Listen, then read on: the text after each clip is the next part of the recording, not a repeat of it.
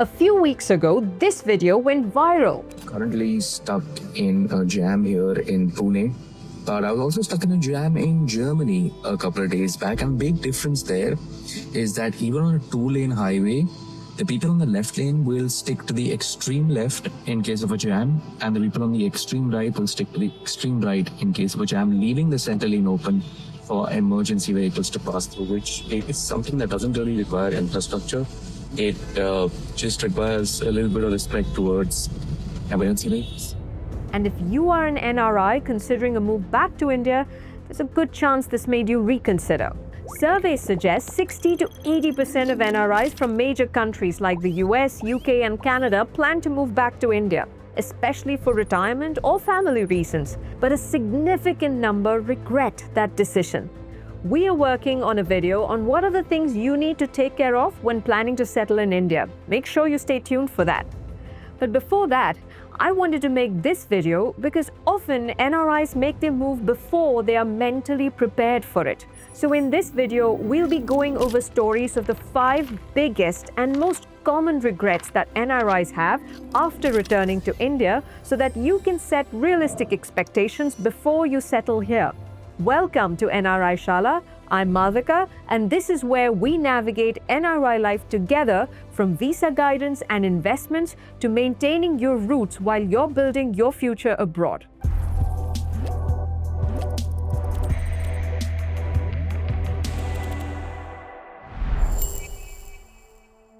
Before we move ahead, I just want to give a quick disclaimer.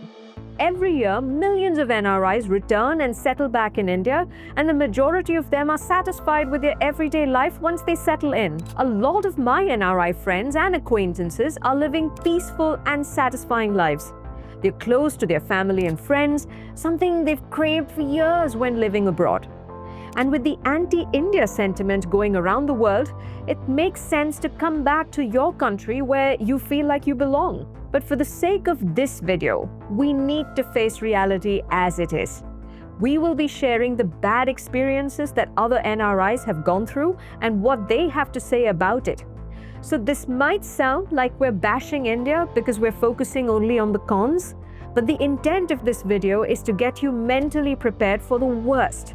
That way, when you settle here, you don't feel blindsided or frustrated by the things you could have anticipated. Alright, so the first one is the biggest reason NRIs hesitate to return, and in one case, it almost proved fatal.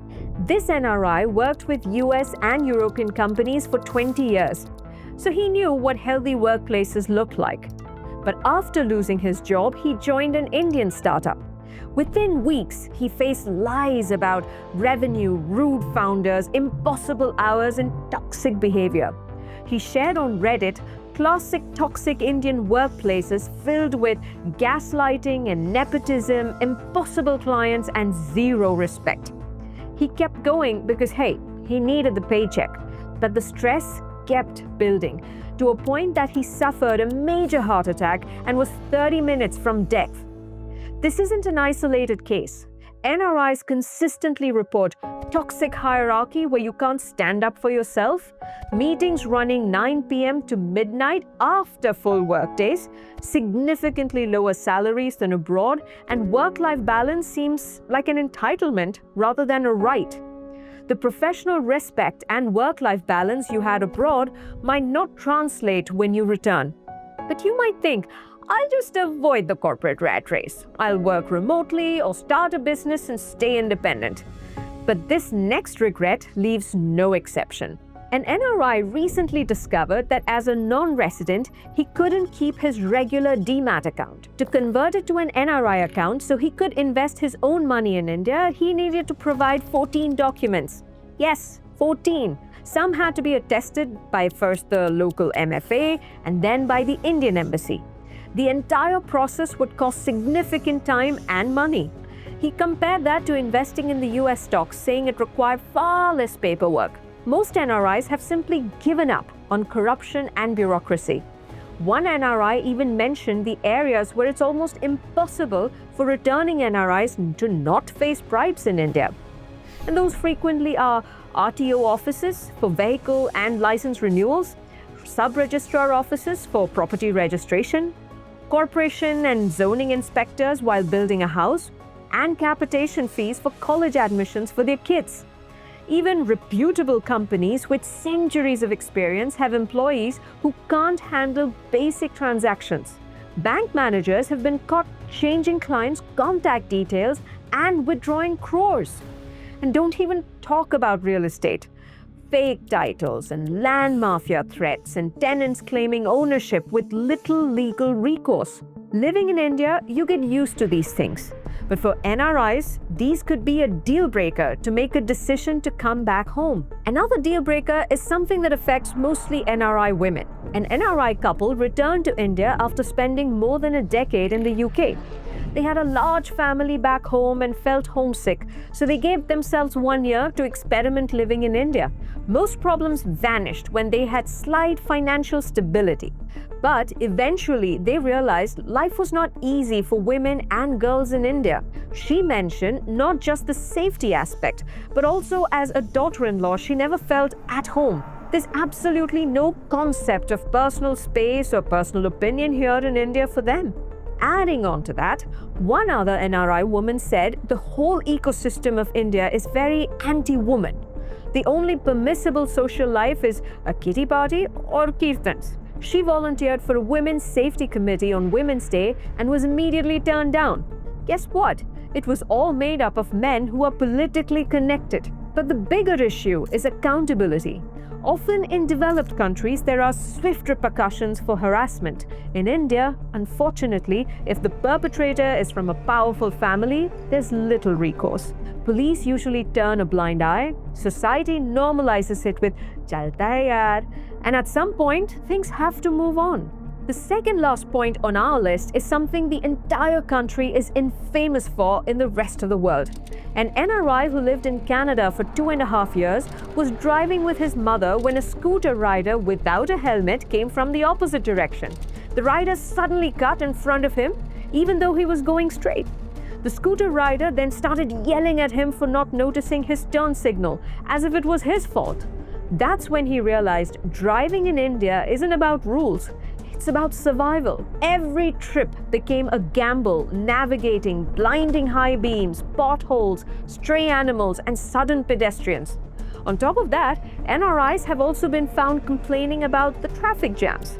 On average, a person living in urban India spends close to 94 hours a year for a 10-kilometer one-way journey within the city center. The numbers back this up. In Kolkata, it takes 34 minutes to travel just 10 kilometers. Bengaluru residents lose 117 hours every year stuck in traffic. But it's not just about traffic. The whole world knows Indians lack basic civic sense. One NRI shared her experience after 3 months in India. She had been coughed at, witnessed people burping and belching around her, and felt there was next to no privacy. She said people entered her personal bubble like it was completely acceptable, and the cultural shock was too much. Loud people, constant honking, dust and pollution, unkind and unprofessional tone from people everywhere. She was really struggling. And the last one on the list is something you face the moment you step outside the airport. This is what an NRI said. Pollution, traffic, noise, water, everything seems unimaginable to her. NRIs have shared that they got allergies after settling down in India that they never had before. The infrastructure is pathetic. There are open drains everywhere, garbage is thrown in the open, and no regard for preserving trees. Another thing, people think that at least healthcare is affordable here. But even though it is, sometimes doctors and specialists are not qualified enough to diagnose the patient. One NRI shared his story. He went to a specialist with German degrees on his wall for jaw pain. He underwent a series of tests for his painful swelling. The specialist prescribed medication, but that didn't work. Apparently, the specialist had given him medication usually prescribed for epilepsy. When he got back to the USA, his dentist diagnosed it in minutes and called it out to be a gum infection, which was cured after some deep cleaning and antibiotics. A lot of time, doctors even charge way more when they get to know they are NRIs. NRIs just find it hard to have peace of mind as their daily mental bandwidth gets drained by things that should be trivial, like planning around traffic, or they have to pick up their kids because of stray dog issues. But if you have money, there are ways to ease some of these challenges, and fitting back in becomes easier. A lot of NRIs move to a gated community with adequate open space for kids to move and roam around freely. They pay higher fees for quality gyms, they hire a skilled cook instead of ordering from Swiggy and Zomato, or get a good nanny to free up their physical and mental energies. Every country has its challenges. If India has infrastructure and bureaucracy issues, then Western countries have visa uncertainties, isolation, and racism. Knowing what to expect is important, but staying fixated on the negatives will make you miserable anywhere. As one US returnee put it, stop looking for America's strengths in India, or stop looking for India's strengths, which is cheap labor and family support, in the US. There isn't a universe where the best of both are easily available. Please note, this video was heavily one-sided on purpose. There are plenty of reasons for NRIs to settle in India as well, and many are happy with their decision once they adjust. If you'd like a video on that, comment down below. Also, what's your reason for not feeling prepared to return back to India? Let us know in the comments. But before that, make sure you subscribe to the channel. We'll soon be publishing a video on things you need to take care of when returning to India so you can make an informed decision.